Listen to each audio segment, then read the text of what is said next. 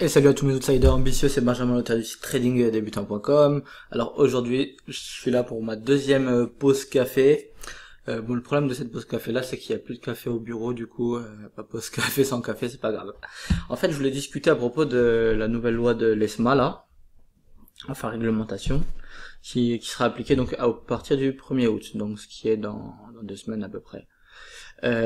Donc bon, ce qui est le plus intéressant, si je puis dire, c'est ce qui est à propos du levier, parce que sinon il y a pas mal d'autres choses, dont la protection contre les balances négatives, etc. Mais en tant que ressortissant français, je crois que c'était déjà le cas chez la plupart des brokers. Ce qu'il faut savoir, c'est que les leviers maximaux vont être abaissés chez tous les brokers européens, y compris les brokers anglais, puisque l'Angleterre plutôt, l'anglais, ok, n'est pas encore totalement sorti de la zone euro, ou en tout cas les brokers s'y tiennent. Donc là j'ai reçu un mail de FXCM, un de mes brokers parmi d'autres, mais j'ai reçu d'ailleurs depuis mes autres brokers aussi.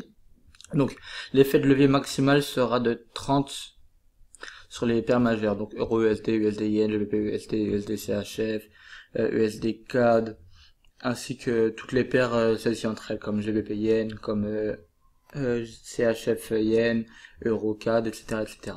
Levier de 20 sur les paires mineures, l'or et les principaux indices. Donc gold, indice anglais, français, allemand, SP500, Dow Jones, Nasdaq, Nikkei, truc australien, là je sais même pas ce que c'est, et l'Eurostoxx.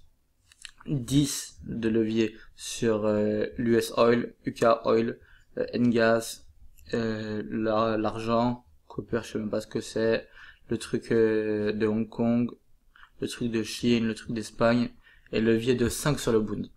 Alors, est-ce que l'ESMA vient de tuer le trading? Eh ben, franchement, pas du tout.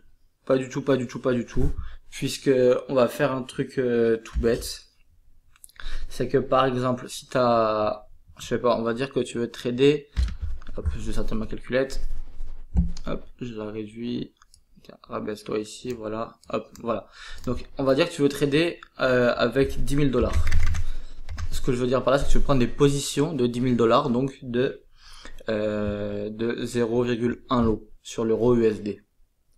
Avec un levier de 30, il faut que tu aies 333 € sur ton compte pour pouvoir trader avec 1 euro enfin 1 dollar plutôt du pips. C'est tout à fait raisonnable. C'est pas quelque chose de fantaisiste. On n'est pas c'est pas comment dire. C'est pas comme si on te disait, enfin bref. Clairement, je crois pas que quelqu'un qui a un compte à 350 balles, il ait besoin de trader à plus d'1 euro enfin 1 dollar du pips, tout simplement. Après, sur les indices, c'est 20. Donc si tu prends 12 000 divisé par 20, ça fait un compte à 600 balles pour trader le DAX. Je crois que la marge est de 1. Donc c'est bon.